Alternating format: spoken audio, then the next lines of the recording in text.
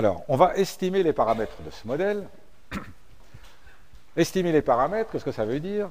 Eh bien, on va trouver des estimations, mu chapeau, alpha i chapeau, telles que ce modèle-là nous donne des valeurs estimées aussi proches que possible de YIJ.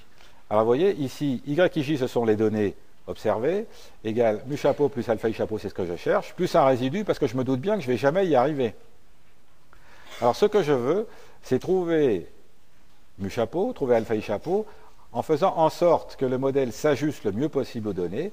Et pour ça, je prends les résidus, et puis je minimise non pas leur somme, mais je minimise leur somme des carrés.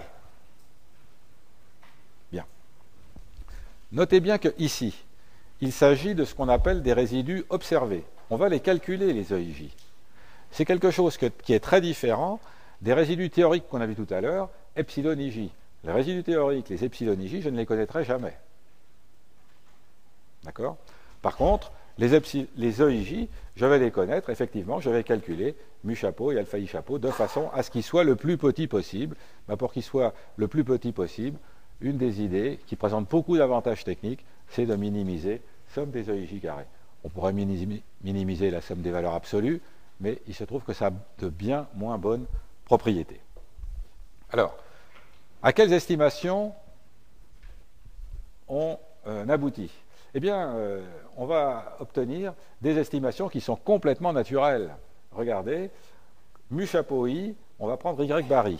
Autrement dit, pour estimer le potentiel de la variété, je prends tout simplement le rendement moyen que j'observe lorsque je cultive la variété en question. Voilà, sur mes parcelles, j'ai obtenu 80, 81, 82. Ben, je dis, voilà, cette variété, elle tourne autour de 81, puisque j'observe 80, 81, 82. Donc ça, c'est très naturel, et vous auriez pu le trouver tout seul, hein, vous n'avez pas besoin de moi pour ça. Alors, qu'est-ce qu'on va prendre comme mu? Eh bien, on va prendre la moyenne sur l'ensemble du plan. Notre moyenne de référence, j'ai dit, c'est ce qu'on obtient, bon an, mal an, quand on cultive du blé. Eh bien, c'est une moyenne. Et comme moyenne, qu'est-ce que je vais prendre? Bien, celle de mon plan d'expérience. Très bien. Mu chapeau égale Y bar. Et alors, du coup, le alpha I chapeau, bah, c'est Y bar I moins Y bar. Donc, l'effet de la variété numéro I, que j'ai noté alpha I, je l'estime comment? Eh bien, je fais la moyenne lorsque je cultive la variété I, moins la moyenne sur l'ensemble du plan, et cet écart me donne bien l'effet de la variété. Ou plus exactement, il me donne une estimation de l'effet de la variété. Donc ceci, finalement, est assez simple. On aboutit à des estimations tout à fait naturelles. Les propriétés des estimateurs. J'ai surtout parlé d'estimation, mais pour justifier la démarche, vous savez bien qu'il faut que je parle d'estimateur. C'est-à-dire, en procédant comme ça, est-ce que je tombe souvent bien ou mal? Comment est-ce que je tombe? Alors regardez bien. Lorsque je m'intéresse à mu chapeau en tant qu'estimateur, eh bien je vois que l'espérance de mu chapeau, ça vaut mu. C'est-à-dire, en procédant comme je le fais, en moyenne, je tombe sur le bon résultat. Et ça, c'est vrai aussi bien pour mu que pour alpha i. En procédant ainsi, j'ai des estimateurs, on dit sans biais, je tombe en moyenne sur le bon résultat.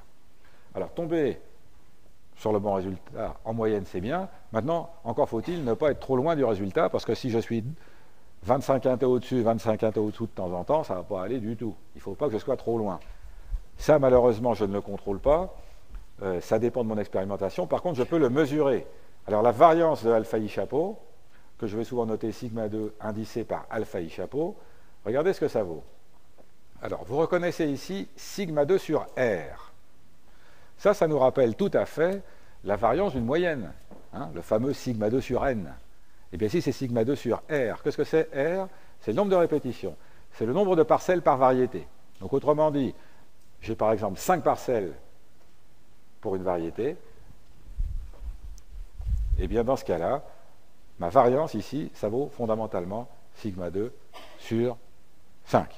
Alors ici, j'ai un petit terme correctif sur lequel je reste discret, parce que ce que l'on estime, ce n'est pas exactement les mu i, c'est les alpha i. Donc il y a ce terme correctif qui devient négligeable dès l'instant que i est un tant soit peu grand. Alors ça, c'est un résultat que nous serons amenés à utiliser très souvent. Alors, exemple numérique, Eh bien, l'exemple numérique, évidemment, il est très simple. Vous voyez ici, on avait reporté les moyennes 2 pour la variété 1, 3 pour la variété 2, 4. La moyenne générale vaut 3, ce que je retrouve ici. Mu chapeau égale 3. Et puis pour alpha chapeau 1, ça vaut moins 1, puisque j'ai 2, alors que la référence est 3. Pour alpha 2, ça vaut 0. Pour alpha 3, ça vaut 1. Ici, tout ceci est très simple. À la limite, vous n'aviez pas besoin de cours de statistique pour calculer ces moyennes.